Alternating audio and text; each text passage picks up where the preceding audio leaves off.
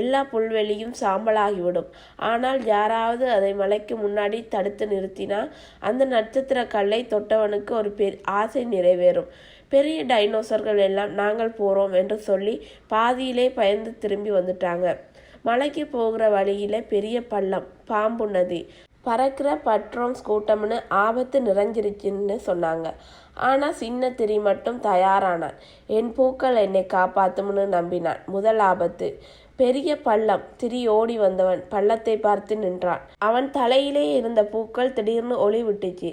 அந்த ஒளியை பட்டாம்பூச்சிகள் வண்ணங்களை உறிஞ்சியது. பூக்கள் பெரிய பெரிய இறக்கைகளாக மாறியது.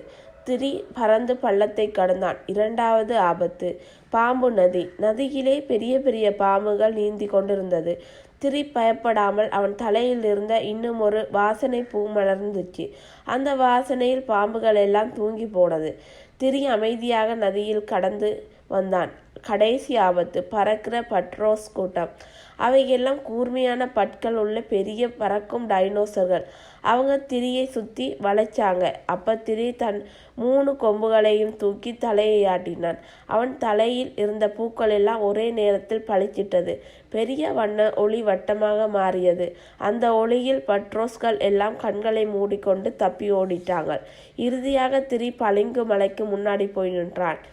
இந்த கதையை முழுவதுமாக கேட்க ரிலேட்டட் வீடியோவிலையும் டிஸ்கிரிப்ஷன்லையும் லிங்க் கொடுத்துருக்கேன். போய் செக் பண்ணி பாருங்கள்.